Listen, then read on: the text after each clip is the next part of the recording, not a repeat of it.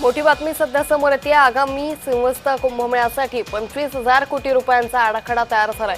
विकास कामांसाठी 7,410 कोटी तर कुंभमेळ्यासाठी केंद्रानं 25,055 कोटींची मदत दिली आहे। हजारो कोटी रुपयांचे रस्ते होणार आहेत। त्र्यंबकेश्वर तीर्थक्षेत्र विकास आराखड्यातून याची कामं केली जाणार आहेत। त्यामुळे आगामी 2026-27 मधील सिंहस्थ कुंभमेळ्याच्या पार्श्वभूमीवर हा अतिशय मोठा निर्णय घेण्यात आलेला आहे। कुंभमेळ्यासाठी 25,000 कोटी रुपयांचा आराखडा तयार झाला आहे।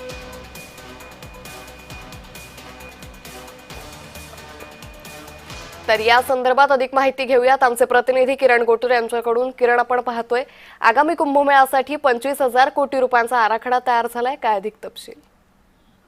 अंकिता, अतिशय महत्वाची ही बातमी म्हणावी लागेल, कारण अवघ्या काही महिन्यांवरती कुंभमेळा आज येऊन ठेपलेला आहे आणि याच कुंभमेळ्यासाठी आता केंद्र आणि राज्याकडून जवळपास 25,000 कोटी रुपयांचा आराखडा हे तयार करण्यात आलेला आहे आणि त्यापैकी 7,500 कोटी रुपये जे निधी आहे ते निधी ला मंजुरी देण्यात आलेली आहे आणि या 7,000 कोटीमध्ये विविध विकास कामं हे केली जाणार आहेत। अजूनही टप्प्याटप्प्याने निधी हे कुंभमेळ्याच्या कामासाठी दिली जाईल अशा पद्धतीचं प्रशासनाने किंवा राज्य सरकार असेल किंवा केंद्राकडून अशा पद्धतीनं माहिती देण्यात आलेली आहे। नाशिक आणि त्र्यंबकेश्वर या दोन ठिकाणी कुंभमेळ्याचं जे आयोजन केलं जातं आणि दोन्ही ठिकाणी खूप मोठ्या प्रमाणात विकास कामं केले जाणार आहेत। यामध्ये एकूणच रस्ते असतील, आरोग्य असतील, सिक्युरिटीसाठी वेगवेगळ्या जे उपाययोजना असतील असे विविध विकास कामं या नाशिक आणि त्र्यंबकेश्वर या दोन्ही ठिकाणी हे करण्यात येणार आहे।